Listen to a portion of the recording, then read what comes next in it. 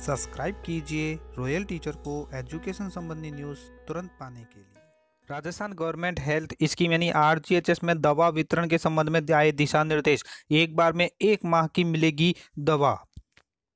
जी हाँ साथियों, जैसा कि आप सभी जानते हैं कि राजस्थान सरकार द्वारा अभी हाल ही में एक योजना प्रारंभ की गई थी जिसका नाम है RGHS, Rajasthan government health scheme, जिसके तहत 5 लाख तक का कैशलेस इलाज आपको दिया गया है प्राइवेट और गवर्नमेंट अस्पताल में। साथ ही अगर गंभीर बीमारी है तो 5 लाख का अतिरिक्त है वो कैशलेस इलाज आपके लिए आपकी सुविधा दी गई है इसमें। अब इसी आरजीएचएस योजना के अंतर्गत आपको दवाइयों के वितरण संबंध भी दिशा निर्देश दे दिए गए हैं कि कौन सी फार्मा से आपको दवाई कितनी मिलेगी, और साथ ही एक और बड़ा निर्देश दिया गया है कि एक बार में आपको 1 माह की दवाई है वो दी जाएगी। बात करें इस आदेश की, जो कार्यालय परियोजना निदेशक राजस्थान सरकार स्वास्थ्य योजना की तरफ राज्य बीमा एवं प्रावधान निधि विभाग की ओर से जारी किया गया है, और आरजीएचएस के अंतर्गत अनुमोदित समस्त मेडिकल शॉप्स, फार्मा स्टोर व सहकारी दवा भंडार को लिखा गया है। इसमें बताया गया है कि राजस्थान सरकार स्वास्थ्य योजना यानी आरजीएचएस में अनुमोदित समस्त निजी मेडिकल शॉप या फार्मा स्टोर एवं सहकारी दवा भंडारों के लिए कैशलेस ओपीडी के संबंध में निम्नलिखित अनुसार प्रावधान किए जाते हैं। यानी कैशलेस ओपीडी के संबंध में ये निर्देश दिए गए हैं कि आरजीएचएस में राजकीय या अनुमोदित अस्पताल के चिकित्सक के प्रिस्क्रिप्शन की वैधता अधिकतम 7 दिवस के लिए होगी, जिसमें आरजीएचएस लाभार्थी द्वारा दवाइयां प्राप्त की जा सकेगी। यानी आरजीएचएस के अंतर्गत चाहे राजकीय है या अनुमोदित अस्पताल है, उसके जो डॉक्टर प्रिस्क्रिप्शन लिखेंगे उसकी वैधता है वो 7 दिन के लिए रहेगी, और आरजीएचएस लाभार्थी द्वारा दवाइयां प्राप्त की जा सकेगी। इन 7 दिवसों में लाभार्थी यदि पुनः चिकित्सा परामर्श उसी पर्ची से पर प्राप्त करता है तो भी उन्हें दवाइयां दी जा सकेगी, तथापि 7 दिवस पश्चात नई पर्ची पर दवाइयां दी जा सकेगी।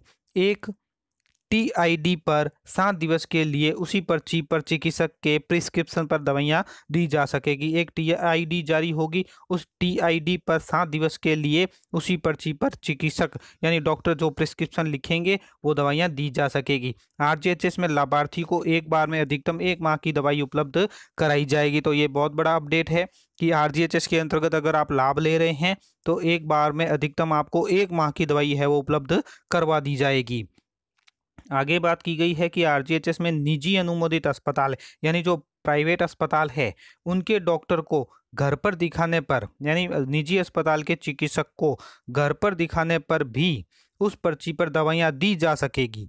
संबंधित अस्पताल द्वारा टीआईडी जनरेट की गई है तो मेडिकल स्टोर उस अस्पताल की टीआईडी के आधार पर दवाइयां दे सकेंगे। यदि अस्पताल ने टीआईडी जनरेट नहीं की है तो लाभार्थी के द्वारा जनरेट टीआईडी पर दवाइयां दी जा सकेगी एवं मेडिकल स्टोर द्वारा भी प्राप्त पर्ची पर टीआईडी जनरेट कर दवाइयां दी जा सकेगी।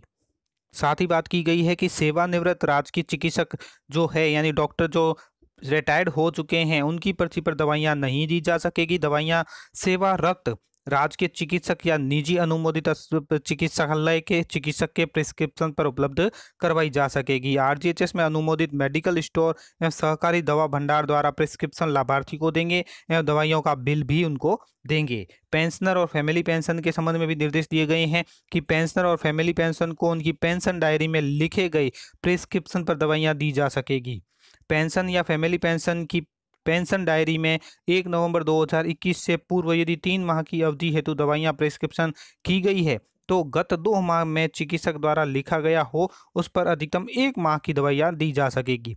70 वर्ष से अधिक अवस्था के पेंशनर या फैमिली पेंशनर को दवाइयां सौहार्दपूर्वक दी जाए, वह मेडिकल स्टोर द्वारा टीआईडी जनरेशन आदि में सहायता कर दवाइयां दी जा सकेगी। इसी प्रकार जिन पेंशनर या फैमिली पेंशन को विदेश यात्रा पर जाने के पर परियोजना निदेशक आरजीएचएस कार्यालय से अनुमति प्राप्त करने पर अधिकतम 3 माह की दवाइयां दी जा सकेगी, अन्यथा है वो 1 माह की दवाई आप लोगों को उपलब्ध करवाई जाएगी। पेंशनर है एवं फैमिली पेंशनर आरजीएचएस पोर्टल पर समय की एसएसओ आईडी से लिमिट में वृद्धि कर अप्लाई कर सकते हैं। यानी अगर आप लिमिट में वृद्धि करना चाहते हैं तो समय की एसएसओ आईडी को आपको सबसे पहले लॉगिन करना होगा, फिर आरजीएचएस के जो आइकन आ रहा है उसके ऊपर क्लिक करना होगा, फिर ओपीडी फंड इन्वेस्टमेंट पर क्लिक करना होगा और ड्रॉप डाउन में बीमारी का चयन करना होगा। बीमारी से संबंधित दस्तावेज, चिकित्सा की राशि वृद्धि की अनुसार है, सिंगल पीडीएफ अपलोड करनी होगी। रीमार्क में बढ़ोतरी राशि, बीमारी, अन्य टिप्पणी करनी है और उसको सबमिट कर देना है। ये आप प्रोसेस अगर कर देते हैं तो पेंशनर हो या फैमिली पेंशनर हो, उनको आरजीएचएस पर आपको लिमिट में एसएसवाईडी से में आपको लिमिट में वृद्धि कर सकते हैं। तो साथियों, ये थे कुछ दिशा निर्देश जो आरजीएचएस में जो लाभार्थी है वो दवाइयाँ लेने के संबंध में यानी दवा वितरण के संबंध में, साथ ही पेंशनर या फैमिली पेंशनर के संबंध में थे दिशा निर्देश। धन्यवाद साथियों, उम्मीद है ये वीडियो आपको पसंद आई होगी। वीडियो पसंद आए तो जरूर लाइक, शेयर और सब्सक्राइब कीजिए। पास में आने वाले घंटी के बटन को जरूर दबाएं। एजुकेशन संबंधी न्यूज़ तुरंत